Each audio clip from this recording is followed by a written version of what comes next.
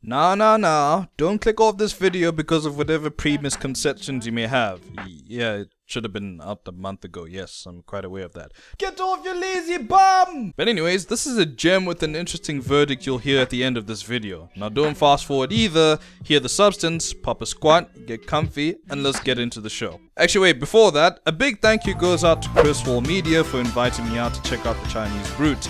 Much appreciated indeed. Be sure to check out his blog page, Facebook page, and all the damn social media, because this video would not have been possible if he did not invite me. So cheers, thank you very much. Right, now let's get in. Baby.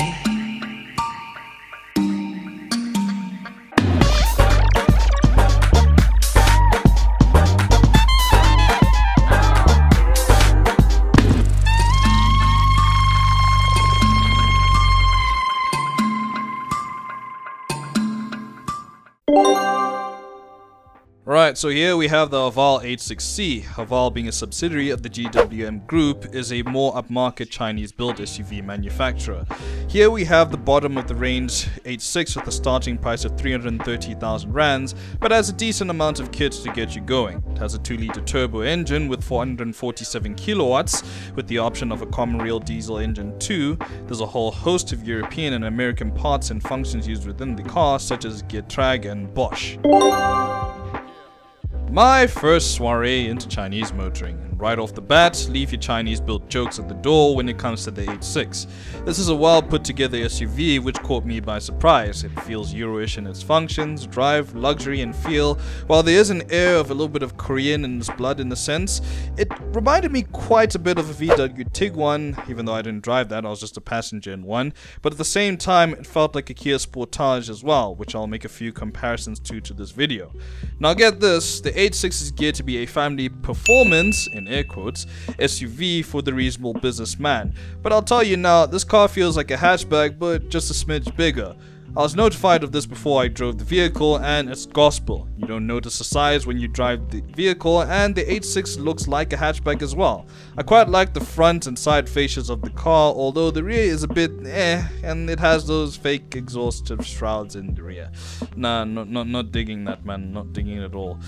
I drove the 6-speed manual version, which had a pretty light clutch considering the car size. Paired with that was a sedan-like gearbox with a pretty sprightly engine, which we'll get to that in a minute. Interior wise, the H6 is a comfy place to be. You get dual zone climate control, comfy seats, and an interior not with hard plastic all over the place, but has a soft touch dash with a nice design to it. The dash reminds me of the current model BMW 3 Series material. The H6C's dash feels a bit cheaper than the BM's, but is close to it in terms of quality. The trim materials are of a good quality and they do not feel tacky and cheap. This model here had a cloth upholstery, but it also has an option for synthetic but nice leather option, which I sat in too, and it's pretty nice stuff. The radio system does a decent job, but I didn't pump it to full beat. It has the usual big screen with USB and phone support like Apple CarPlay and this, that, the other. Also, I think it also has Android functionality as well, as far as I'm aware. And it also has 7 to 8 speakers all around, depending on your trim level.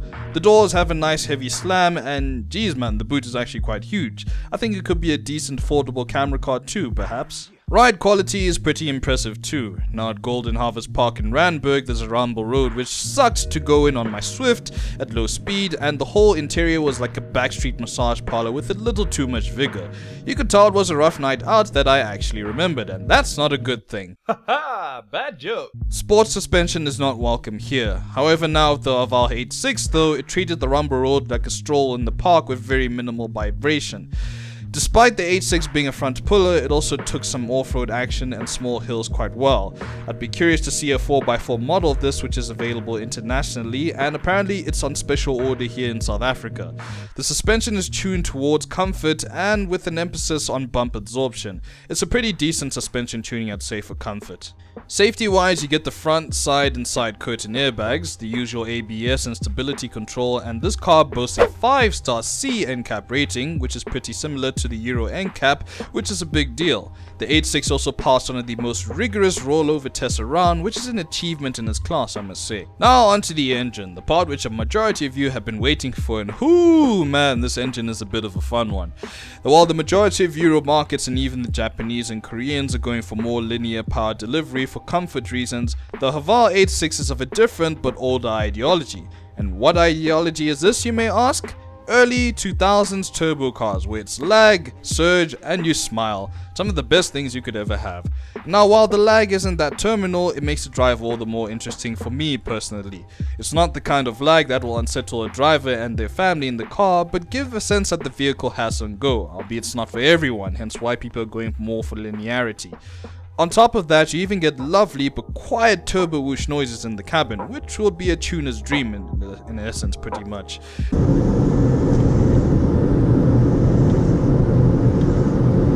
Needs a dumb valve and a nice exhaust. It does need a valve. Now get this even, the Haval H6 makes use of a Mitsubishi 4G63 engine, but with thinner sleeves. And with that, I must say, tuners, where are you? Subaru, your brethren's heart is in an SUV now, so you no longer have to play with the Golf R's all too much. But then again, the Forester can actually do that. But hey, we have to be honest for a bit. The H6 is heavy. It is safe, yes, but it's heavy.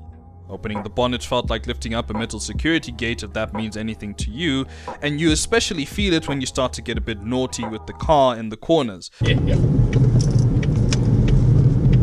Oh yeah, okay, that's not for cornering hard.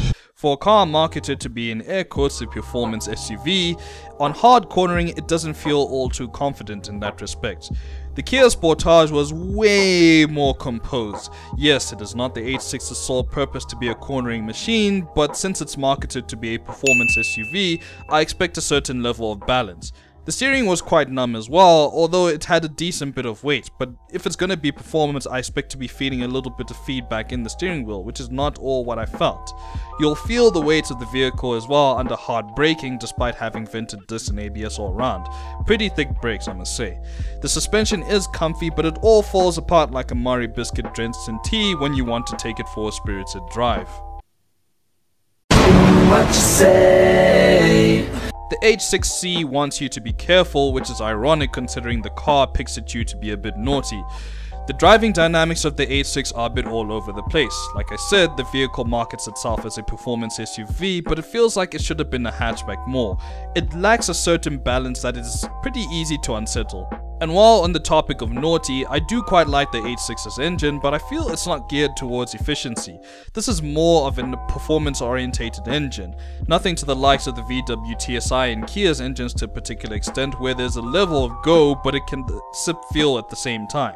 I also feel that the H6 has a few odd ergonomics. For example, the bonnet latch upon my first encounter with the vehicle was a mission to find until after resorting to the owner's manual, and the shifter wasn't all that nice to throw about.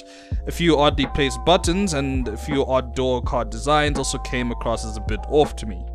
And there's one more thing that I'd like to mention, but that's going into the verdict. Now, this is a car that breaks the common thoughts people have about Chinese cars, and it's hard to convince the public that the Haval H6C is a good car because of the connotations that people have of it.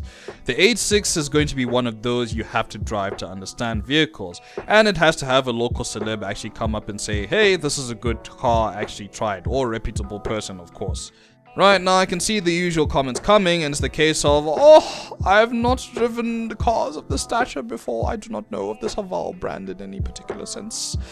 I will stick to my VWs and my Porsches, and the latter, of course, this is a bit fodder for me. Oh, I need a crumpet. Yeah, hey, you know, I haven't really seen these Havals around before, you know, I'm used to driving my VWs and stuff, hey? You know, I think I'm just gonna stick to that. Mind you, Haval, you ain't learned. Look, the Haval H6C needs more seat time. Admittedly, there's some effort put in at South African Festival of Motoring 2017, and even the show floors at the various Johannesburg malls enticing the public to go to a drive was a decent effort. However, a lot of people weren't really as willing, but there was some interest garnered towards it. But anyways, onto the verdict now. The Haval H6 as my first soiree into Chinese cars was a pleasant one indeed. It has many good things going for it, and the cost of the car of what you're getting is reasonable, if not I'd say good value. If the Toyota CHR was too eccentric for you, then this is on the lighter end of the spectrum, along with the Haval H2. However, I didn't drive the H2, so I'm not going to comment too much about that. There is one thing though, and you know that theory that some people say as if they feel they were born into the wrong body.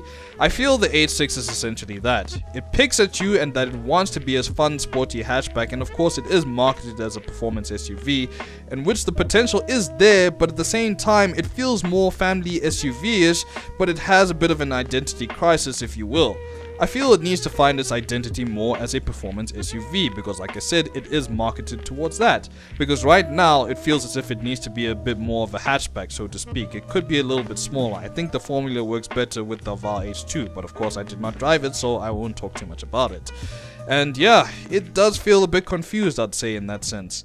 And on another note, this is one of the cheaper SUVs in its class, while a kitted H6C would run you about 380,000 rands, which is significantly cheaper to a trendline VW Tiguan and even a Sportage GT. And let's not get into the Audis and BMWs. I mean, yeah, oof, that price though, it's gonna make me have a little bit of a fainting. But of course, I do say that the competitors do make a bit more sense in terms of their driving dynamics. Alright, now coming to the true verdict. Should you give this car a whack or should you let it drive off? And I'd say you'd be a fool to see this car drive off because I feel Haval is a brand that should have a bit more attention towards it. And Chinese manufacturers are on the come up, and this is a good example of such. And I'd like to see a tuner get their hands on it. I think there's some good potential here. Kind of like what they did with the Vitara S, I think they could do the same with the Haval H6 here in South Africa. But anyways guys, this is Tayeedz SA here, and if you got across my mumbling in this video and of course speech mistakes, then thank you very much, I do quite appreciate it. But anyways guys, that's all she wrote, and I guess I'll be out from here. See you next time.